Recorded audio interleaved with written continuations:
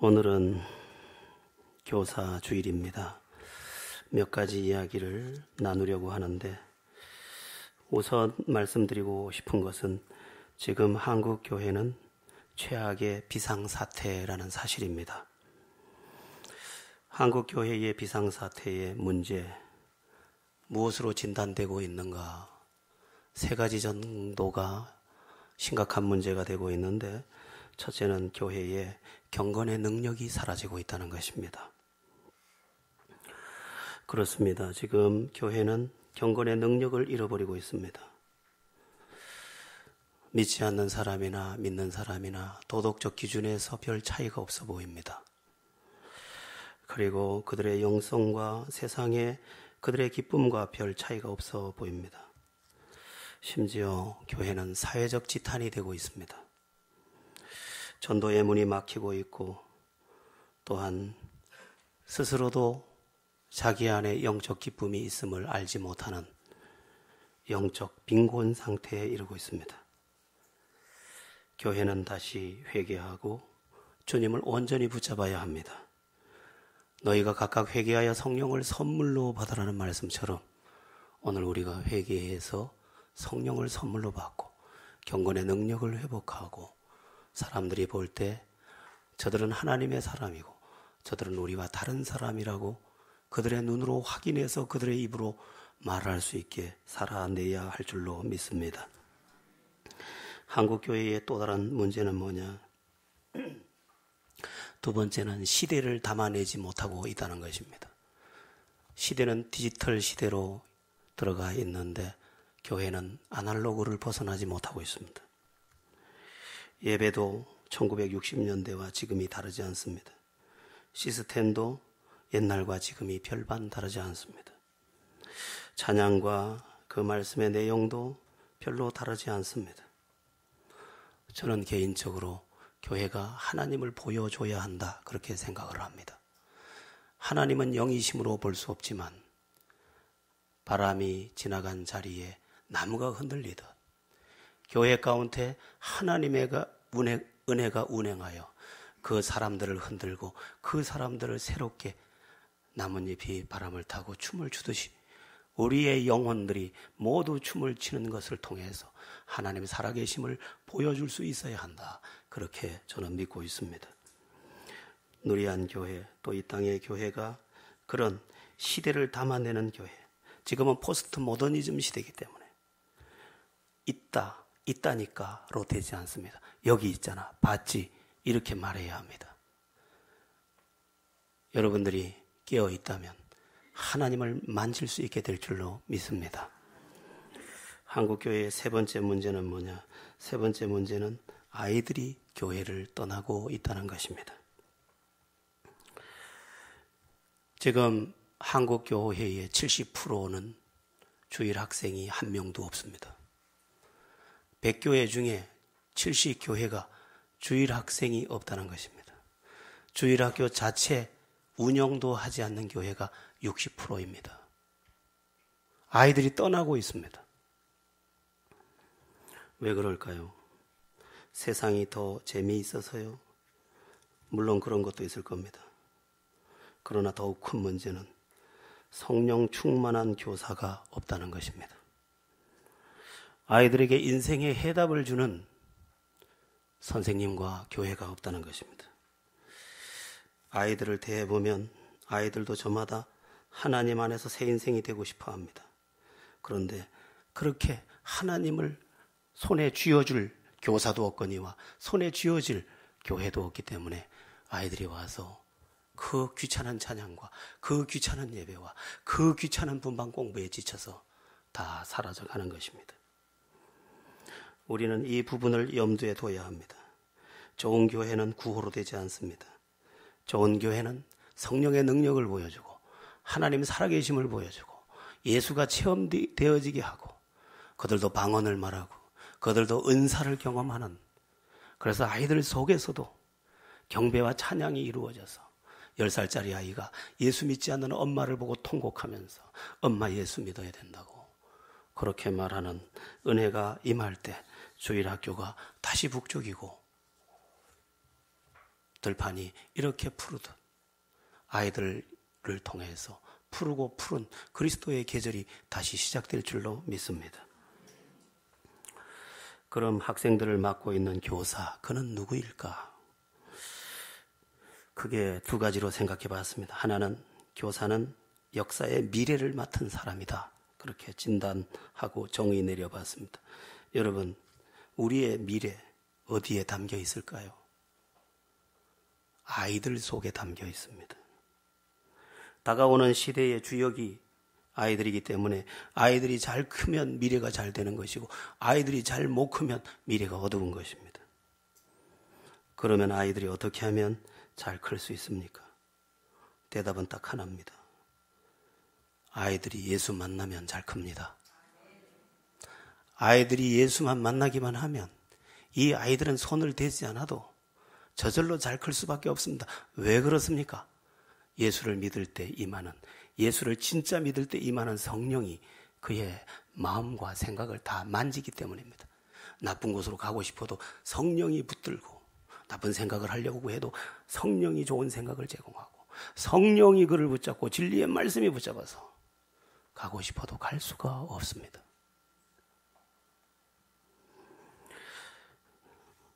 지금 세상은 저의 눈에는 똑똑한 악마를 키우고 있다는 생각을 많이 합니다. 저렇게 똑똑하고 저렇게 잘생기고 정말 얼마나 여자아이들은 눈이 부셔서 보지 못할 만큼 아름답게 생겼고 남자아이들은 그야말로 전봇대가 저렇게 잘 컸을까. 쭉쭉 빠진 아이들이 이목구비가 뚜렷하고 눈썹이 송충이같이 꿈틀거리고 그 손가락 끝도 얼마나 긴지 내 2배나 되고. 그런데 아이들이 세상 문화를 접하면서 돈, 쾌락, 게임, 정욕, 이 모든 것에 그게 즐거움이라고 전부 배웠기 때문에 지금 잘생긴 악마들이, 예쁜 악마들이 계속 태어나고 있는 것입니다. 마음에 안 들면 죽이고, 죽여서 또 감춰야 하기 때문에 매장하고, 태우고, 자르고.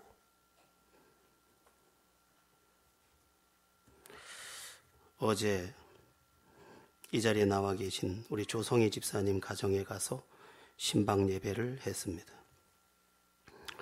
거기서 초등학교 2학년, 3학년 아이들을 만났습니다.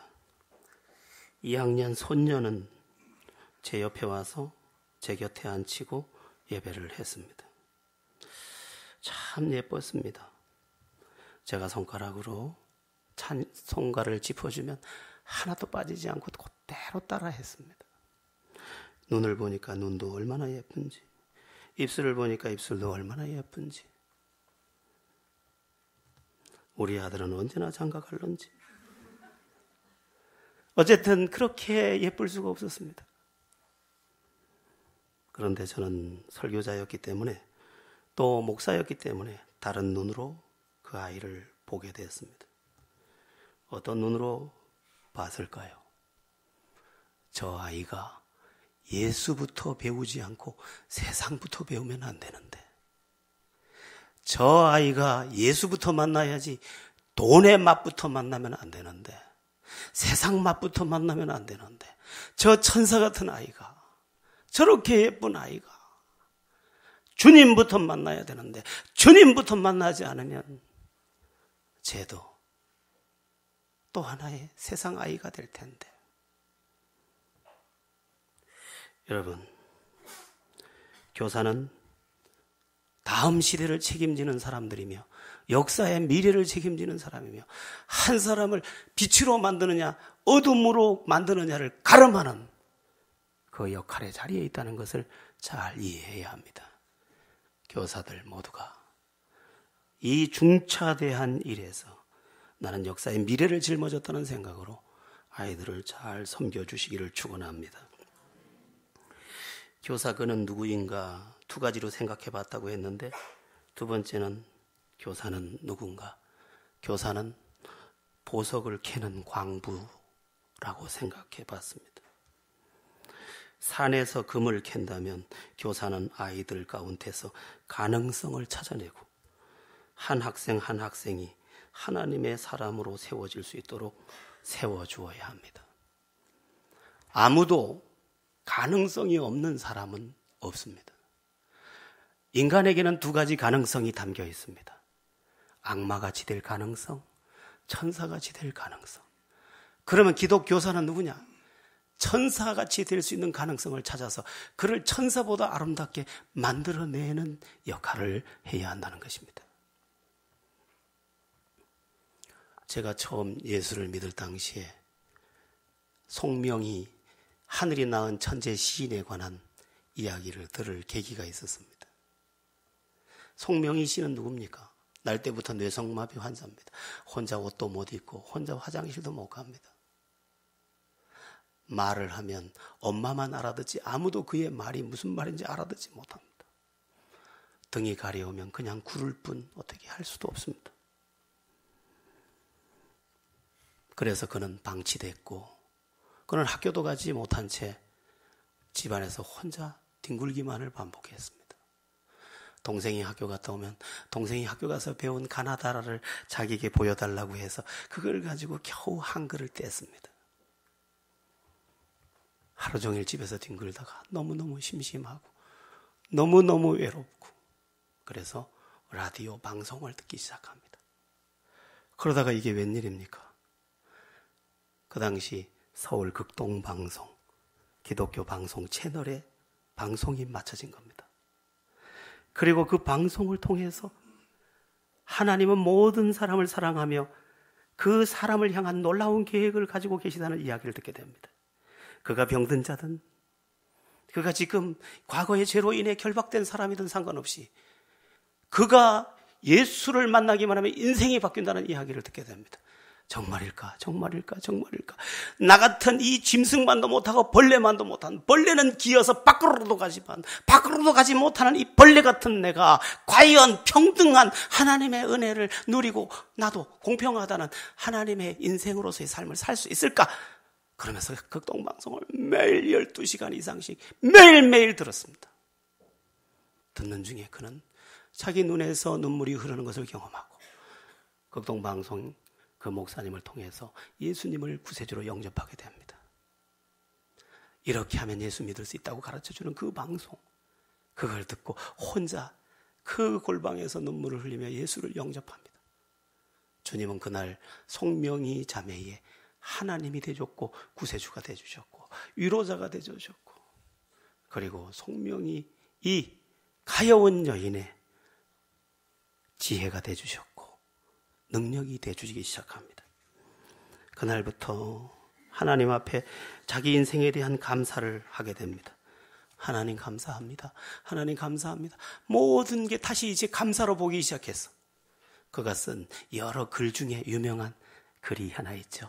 나 가진 재물 없으나 나 남이 가진 지식 없으나 난 남이 가진 건강 없으나 난 남이 못 본 것을 보았고 난 남이 듣지 못한 소리 들었고 나는 하나님을 알게 됐습니다. 남은 모르잖아요. 나는 알아요. 그러면서 뭐라고 말해요? 공평하신 하나님이 이 모든 것을 나게 해주셨다는 것입니다. 그에게는 아무도 없었지만 방송이 그의 좋은 교사가 되어 그의 인생이 기적의 인생이 되었고 그는 지금 우리가 엄두도 내지 못할 세상의 영향력을 행하면서 지금도 한 선교단체를 이끌고 있고 많은 지쳐있는 영혼들의 길과 등불이 되어주고 있습니다. 교사의 역할은 바로 그와 같습니다. 몸도 못 가누는 장애인에게 복음을 들려주고 그가 일어나 빛을 발하게 하듯이 인생의 회의를 가진 누군가를 찾아 그에게 그 원석과 같은 그것을 깎아서 보석을 만들어내는 역할을 하는 게 바로 교사라는 것입니다. 좋은 교사 만나면 그가 좋은 교사를 통해 소개하는 예수를 만나고 예수를 만나면 인생의 방황이 끝나고 인생의 방황이 끝나면 예수의 자랑이 될 줄로 믿습니다. 자, 그러면 기독교사, 그들은 무엇을 가르칠까? 기독교사는 다른 세상의 교사와 다릅니다. 세상이 가지고 있지 않은 구원, 진리, 성령, 이 모든 것을 가지고 있기 때문에 그 가르치는 것도 다릅니다. 그럼 무엇을 가르치느냐? 그 내용이 뭐냐? 기독교사는 무엇보다 먼저 하나님을 가르칩니다. 이 아이에게 하나님을 가르칩니다. 이렇게 가르칠 수 있겠죠. 세상을 봐. 우연히 생긴 게 아니잖아. 생명이 어떻게 우연히 생겨? 이 세상을 하나님이 만드셨고 너도 하나님이 만드셨어. 그래서 인생의 모든 문제는 하나님 안에서 해결받을 수 있어. 물론 네가 하나님을 믿지 않고도 성공할 수 있을 거야. 그러나 물고기가 물속에 살아야 행복하듯이 인간은 하나님 안에서 비로소 행복해질 수 있도록 하나님이 만드셨어. 얘야, 너는 하나님을 믿어야 돼. 하나님을 알아야 돼. 네가 하나님을 아는 순간 네 인생은 하나님 안에서 지켜지게 되어 있어. 하나님을 말해줘야 돼. 하나님을. 저는 집안의 핍박 때문에 주일학교 시절에 교회를 못 갔습니다. 그러나 제가 기억하는 게 있습니다. 초등학교 2학년 때 처음 교회를 갔는데 그 선생님이 저에게 하나님 이야기를 끝도 없이 해줬습니다. 하나님. 그런데 그게 제 마음에 그렇게 깊숙이 박혀 들어와 있는지 몰랐습니다. 내가 방황의 끝자락에 있을 때 그때 제게 떠오른 이름이 하나님이었습니다. 그 하나님을 찾았고 그 하나님은 나를 기다리고 계셨고 나를 안아주셨고 나를 세워주셨고 지금도 나와 함께 하시고 지금도 나의 소망이며 기쁨이며 기적이 되십니다. 우리 아이들에게 무엇을 가르칠 것인가? 영어 단어 하나? 수학 하나? 공부 잘하는 거? 동그라미 100개를 맞아도 인생은 빵점이 될 수 있지만 주님을 알면 인생은 100점 만점 1000점이 될 줄로 믿습니다. 하나님을 가르쳐야 된다. 하나님을. 두 번째, 아이들에게 무엇을 가르쳐야 하느냐? 예수님을 가르쳐야 합니다. 예수님은 말씀하셨습니다. 나는 길이요 진리요 생명이다. 나는 세상의 빛이다. 나는 참 빛으로 왔다. 나와 함께하는 자는 어둠에 다니지 아니한다. 우리 아이들이 예수를 만나기만 하면 이 인생에는 캄캄함이 사라진다.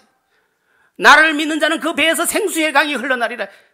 주님을 진정으로 아는 사람은 쓸쓸해서 죽지 않습니다. 왜? 죽고 싶어도 생수가 올라오니까. 그 배에서 생수의 강이 흐르니까. 우찌무라 간조의 찬양.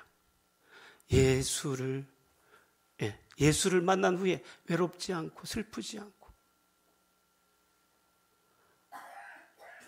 저도 참 외로움의 긴 시간을 빠져나온 사람. 근데 주님을 만난 그날부터 외롭지 않고 슬프지 않고 원망스럽지 않고. 나 같으면 뭐하러 태어났을까? 나 같으면 부모도 싫어하는 내 인생 왜 태어났을까? 그게 나였습니다. 근데 지금은 내가 자랑스러워. 왜? 길과 진리와 생명과 빛과 생수 되시는 그분이 나를 책임지고 있기 때문입니다. 아이들이 예수 만나면 끝나는 거예요. 예수만 만나면 이 인생 새 인생 되는 거예요. 교회를 다니는 것 말고 예수 만나면 말이에요. 그래서 예수를 가르쳐요. 끝도 없이 예수를 말해야 돼요. 예수. 예수라는 말은 구세주라는 말이니까 구세주를 말해줘야 돼. 왜? 그분만이 책임질 수 있으니까. 하나님의 대책이 뭐였느냐? 예수 딱 한 분이에요.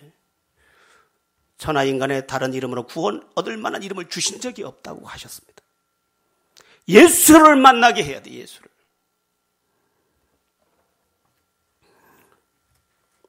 예수 믿으면서도 저 사람 왜 방황해? 아니, 예수 못 만났으니까 그런 거예요. 예수를 못 만나서 그래. 예수 만나면서도 왜 저렇게 자기를 극복 못해? 예수를 못 만나서 그런 거예요. 예수 만나면 안 그래요. 그럴 수가 없어요. 또 기독교사는 뭘 가르쳐야 되느냐? 기도를 가르쳐줘야 합니다.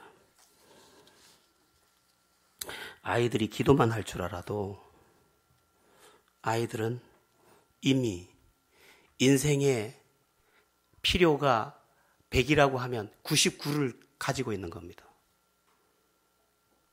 왜? 구하면 주시니까, 찾으면 찾으니까, 두드리면 열리니까. 수영로교회 이제 원로 목사님이신 정필도 목사님이 중3 때 기도를 배웠다 그래요. 기도를 알았다고. 그래서 늘 기도를 사용하셨다고 합니다. 하나님, 기도를 잘 못하니까 뭐라고 해요?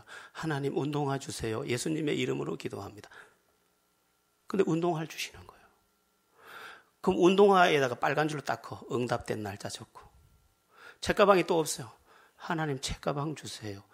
예수님의 이름으로 기도합니다. 책가방을 주는 거예요. 정필도 목사님 시대에 책가방은 별로 많이들 못 들고 다녔습니다. 제가 강원도 평창군 평창고 중1, 2, 6반 살았는데 그때 우리 초등학교 때 가방 들고 다니는 아이들이 10%밖에 안 됐어요. 그러니까 정필도 목사님 저보다 나이가 조금 더 많으시니까 더 어려웠을 텐데 가방 주세요 했더니 가방 주시더라고요. 그때부터 기도를 하셨어요, 이분이. 그래서 평생 기도를 하셨어요. 평생. 지금도 기도를 그렇게 하셔요. 기도를 알았기 때문에 기도를 사용하고 기도를 사용함으로 능력이 있고 능력이 있으므로 삶이 열리고 하나님이 채워주님으로 넘치는 것입니다. 기도를 가르치고 여러분들이 기도를 할 줄 알아야 돼. 기도를 하지 못하기 때문에 우리의 삶이 부도가 나고 있는 것입니다. 왜 기도 안 하세요?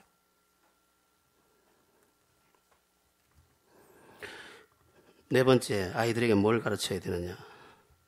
선한 성품의 가치를 가르쳐야 합니다. 요즘 우리 아이들을 너무 막 키우고 있어요.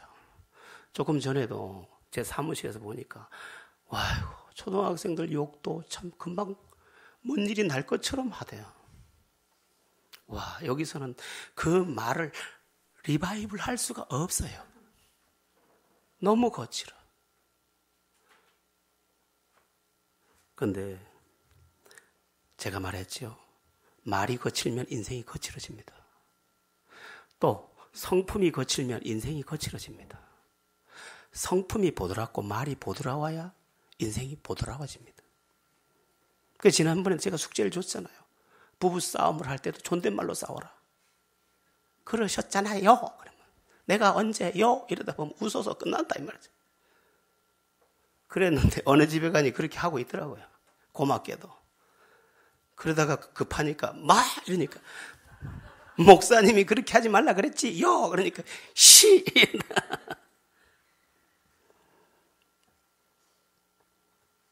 세상은 싸움을 가르치고 있고 빼앗는 것을 가르치고 있고 욕망을 가르치고 있고 탐욕을 가르치고 있고 사나워야 한다고 가르치는데 우린 그렇게 가르치지 않습니다. 우리 주님이 이렇게 말씀하셨습니다. 수고하고 무거운 짐진 자라 다 내게로 오라. 내가 너희를 쉬게 하리라. 그 다음이 중요합니다. 나는 마음이 겸손하고 온유하니 너희는 내게 와서 배우라. 나는 마음이 겸손하고 온유하니 내게 와서 배우라는 말을 앞에 수고하고 무거운 짐하고 연결하면 뭡니까? 마음이 온유하고 겸손해지면 무거운 짐이 벗겨진다는. 사나워서 무거운 거예요. 뭘 그렇게 할 말이 많으십니까? 아이들에게도 이기주의를 그만 가르치고 내가 너무 탐욕스러우니까 탐욕스러운 모습을 보고 아이도 너무 탐욕스럽고 내가 너무 따지니까 아이도 너무 따지고 너무 잘못 가르쳤다. 유명한 복음송 하나 가르쳐 드리겠습니다. 따라해 보세요. 난 참 바보처럼 살았군요. 유명한 복음송 맞죠? 이 복음송 자주 부르시기 바랍니다. 주님은 바보셨습니다. 당신을 찌를 때도 찌르는 자를 위해서 기도하셨으니까요. 그래서 세상의 주인이 되신 것입니다. 아이들을 선한 성품의 가치를 제공해서 그들이 선한 것 안에서 선한 인생이 되도록 허락하셔야 합니다.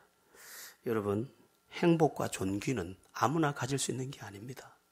대통령 됐다고 존경받던가요? 아니에요. 존귀는 따로 다른 사람이 받아요. 그분을 보니까 그분 참 온유하시더라. 그분 참 겸손하시더라. 그분 참 인자하시더라. 그분 참 너그러우시더라. 그분 참 베풀 줄 알더라. 그분 참 말을 안 할 줄 알더라. 그래서 존경이 그리 다 가는 거예요. 제가 여러분을 보고 이렇게 말하면 이게 억지라는 거예요. 여러분 목사를 존경해야 합니다. 이건 억지예요. 그런다고 존경이 오는 게 아니에요. 제가 목사를 존경해야 합니다. 그러는 순간 여러분들이 잘해야 존경하시죠. 그렇게 바뀐다. 존경은 아무나 빼앗아 가는 게 아니에요. 행복도 아무나 가질 수 있는 게 아니에요. 선한 성품이 그 안에 있을 때 그에게 담기는 거예요. 아이들을 행복하게 하고 싶습니까? 세상 거 너무 많이 주지 말고 세상 걸 너무 많이 줘요. 애들한테 세상 걸 너무 많이 줘요. 닌텐도 애들이 막 그럼 닌텐도 휴대폰 게임 통닭 너무 많이 줘요. 주의 말씀을 주고 좋은 성품을 주려고 해야 되는데 아이들은 지금 망가지고 있는데 모르고 있는 거예요. 모르고 있어요. 물론 그 아이들이 고등학교를 다닐 때까지는 조금씩 참겠지. 왜? 돈을 받아가야 되니까. 그러나 대학교를 들어가기부터 태도가 바뀌고 시집을 가거나 장가를 가면 오지도 않을 가능성이 많은 줄로 알아요.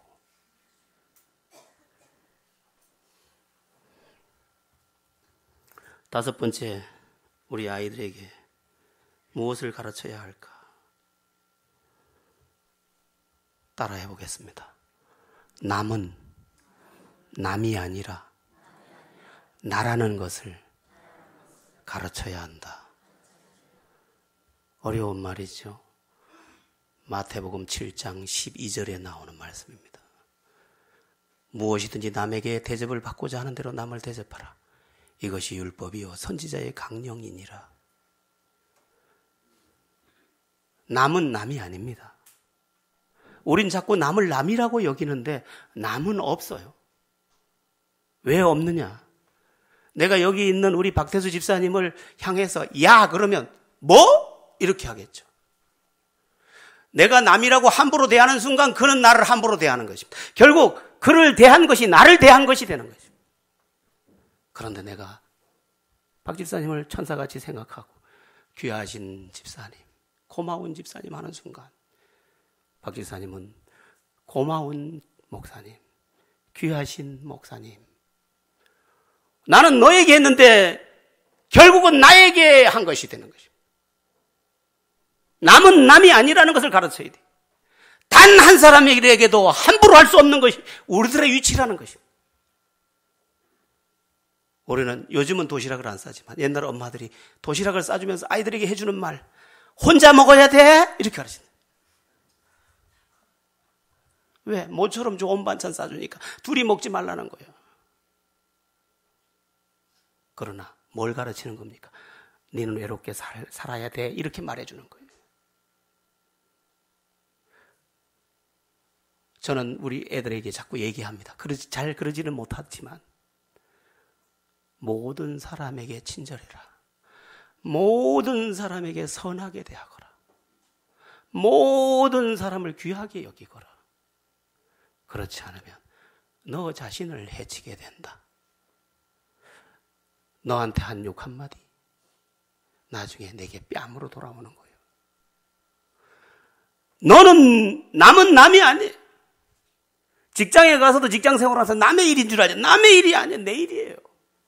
그 일을 잘해줬더니 그 사람이 소개해가지고 좋은 데 가고 또 그 일을 잘해줬더니 그 사람이 소개 좋은 데 가고 나중에는 너무 잘해주니까 이거 맡으라고 하고 남의 일이 어디 있어요? 우리 일이지.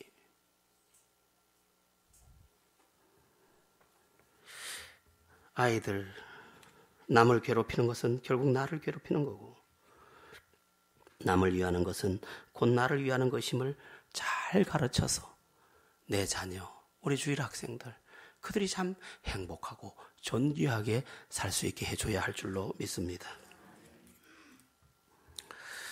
자, 그러면 기독교 교사들은 아이들을 어떻게 가르칠까? 또 기독교 부모들은 자녀들을 어떻게 가르쳐야 할까? 첫 번째는요, 말씀으로 가르쳐야 합니다. 이스라엘 백성들은 태어나자마자 아이를 토라라고 해서 모세 오경을 가르쳤습니다. 하나님을 가르치고 그 안에 있는 진리의 말씀을 계속 가르쳤어요. 그래서 세계에서 가장 지혜로운 백성 하면 유대인이 돼. 여러분, 말씀으로 가르치십시오. 욕심으로 가르치지 말고. 우린 자꾸 욕심으로 가르친다. 말씀으로 가르치십시오. 두 번째, 기도로 가르쳐줘야 합니다.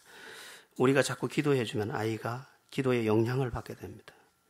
그 아이가 멀리 있어도 기도해주면 하나님이 천사를 통해서 그를 지키고 그의 마음을 주장해주게 됩니다. 또 어떻게 가르칠까? 사랑으로 가르쳐야 합니다. 진정한 능력은 사랑이니까 애를 무조건 사랑해야 합니다. 저도 주일학교 교사를 해봤는데 5명을 맡았는데 지금도 잊혀지지 않는 한 아이의 이름이 있습니다. 운학이라고. 이름이 운학이에요. 엄마는 정신병자고 아버지는 약초 캐는 사람인데 아버지가 약초 캐러 가면 한 달 동안도 집에를 안 와요. 운학이는 집에 방에도 안 들어가고 밖에 나와서 한 달 동안 아버지를 기다려요. 마루에서. 이 걔를 겨울엔 양말 사 신기고 또 목욕탕 데려가 씻기고 그래도 얘는요 말을 안 들어요. 정말 말을 안 들어요. 운하가 발레 밀어봐 양말 신자 그러면 발가락이라도 펴주면 얼마나 좋을까마는 굳이 발가락을 꼬부려서 나를 비지땀을 흘리게 만들어요. 하루는 눈이 너무 많이 왔어요. 눈이 너무 많이 와서 아유 운하기가 못 나오겠구나. 한 12월이 떨어진데 제가 차를 가져가야 애를 데리고 와요. 못 나왔겠구나. 그러고는 안 가고 주일학교가 끝날 시간쯤에 아유 그래도 가볼 걸 그랬나 하고 갔더니 그때까지 눈을 맞고 섰어요. 얘가 또 여지껏 여기 있어 말도 안 해요. 타라 또 타요. 얼마나 제가 목회 일선에 나와서도 잊혀지지 않는 아주 아픈 아이예요. 마음이 아픈 아이. 그래도 나중에 내가 주님 앞에 갔을 때 운하기가 내 이름을 들먹일 수 있을 만큼은 해야 될 것 같아서 때가 되면 가서 방 청소도 좀 해주고 또 밥도 또 사 먹이고 그 일을 계속 했어요. 모르겠어요. 벌써 세월이 30년이나 흘렀으니 그 아이가 어디서 어떻게 살고 있을지. 여러분, 애들 마음에 남는 것은 다른 게 아니고 사랑의 흔적이에요. 사랑의 흔적. 선생님들은 그래서 아이들을 자꾸 사랑해야 돼요. 여러분들의 손끝에서 아이들이 사랑을 경험하게 되기를 바랍니다. 또 아이들을 어떻게 가르칠까? 보여주면서 가르쳐야 합니다. 보여주면서. 여러분, 말한 대로 안 커요. 보여준 대로 커요. 교회는 꼭 가야 된다 그러면서 자기는 교회 안 가면 애 안 가요. 보여준 대로 커요. 말한 대로 커주면 얼마나 고마울까. 보여준 대로 크니까 이게 큰 문제인 거예요. 그러니까 우리 부모가 너무 어려운 거예요. 말하면 쉽겠는데 내가 늘 성도 같은 모습 안 보이고 그럼 아이들은 저절로 망가져요. 영적으로. 교사들도 마찬가지예요. 자기는 막 하면서 애들 보고 절대로 그럴 수가 없어요. 모델링의 법칙이라는 게 있어요. 앞에 가는 그림을 보고 자기도 그리는 거예요. 그래서 내가 울면서 살면 딸도 시집가서 울면서 살 가능성이 너무 많아요. 그러므로 여러분 웃고 사시기를 축원합니다. 행복하게 살아야 돼. 엄마 아빠가 행복하게 살면 얘가 결혼해서 행복하게 살 가능성이 많고 내가 불행하게 살면 자식들이 불행하게 살 가능성이 너무 많아요. 왜? 모델링의 법칙이 내 안에 와서 입력이 돼버렸어요. 그러니까 부부싸움 하려면 해운대 가서 싸워야 돼. 따로 가서 싸워요. 막 싸우는 게 아니에요. 막 글뜯는 게 아니에요. 잘못하면 아이들 미래를 내가 짓밟는다니. 내가 사랑하는 그 아이들을. 교사들도 마찬가지. 내가 헌신하는 모습, 예배하는 모습, 하나님 앞에 충성하는 모습, 이게 다 보여야 돼. 애들은 안 보는 것처럼 다 봅니다. 선생님은 안 하면서, 선생님도 안 하면서.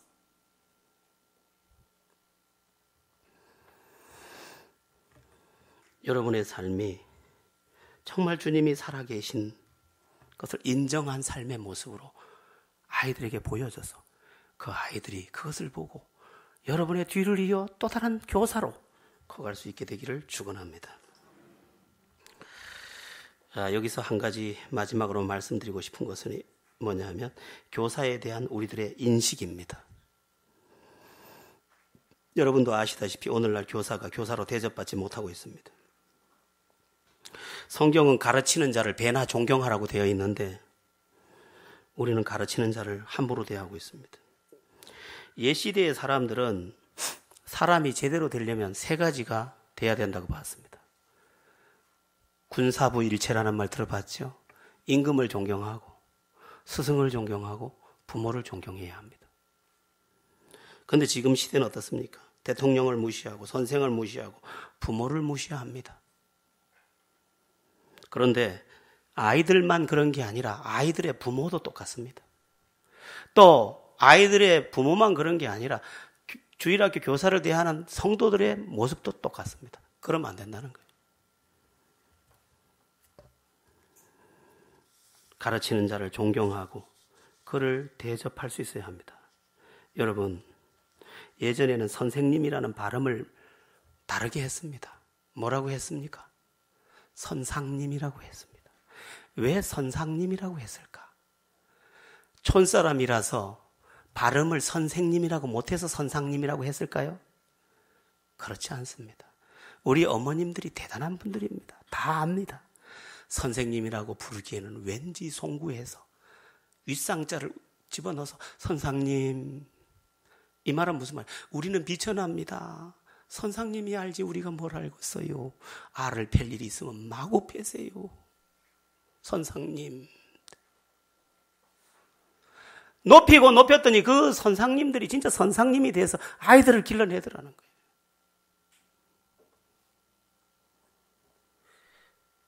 어느 날 제가 서울을 갈 일이 있어서 버스를 탔는데 마침 저쪽에서 저희 음악 선생 장시선 선생님이라고 왕년아 어디 가니 하고 부르시다. 이분 서울 분인데 남자분인데 피아노를 얼마나 피아노 전공을 하셨어요. 몸이 안 좋아서 시골 교사를 하러 내려왔는데 저희 고등학교 음악 선생님이세요. 아주 이런 손끝이 예쁘셔요. 왕년아 그러시더라고요. 참 그분은 선상님이셨어요. 이런 얘기를 잘 모르실 텐데 제가 고등학교를 더 이상 다닐 수 없는 처지에 처했던 적이 있습니다. 가정 형편이 나빠서 아니 제가 나빠서. 그런데 이 음악 선생님 장시선 선생님이 저를 보고 말하더군요. 전학 안 가도 된다. 내가 네 아버지가 되마. 나는 자식이 없잖아. 나를 아버지라고 생각하고 이 일을 나한테 맡기거라. 그래서 서울 가는데 그때는 귤과 바나나가 그렇게 귀했어요. 그 타니까 귤을 한 봉지를 주시대요. 서울 가니까 바나나 2송이 주시대요. 그리고 너는 원래 착한 애야. 너는 원래 그 못된 사고를 쳤는데도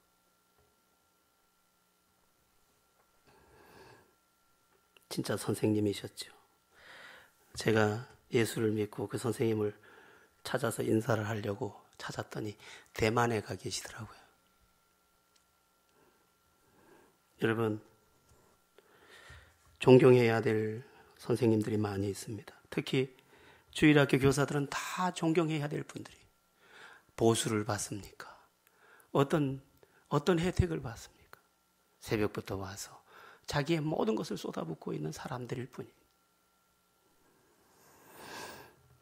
자, 오늘은 교사 주일입니다.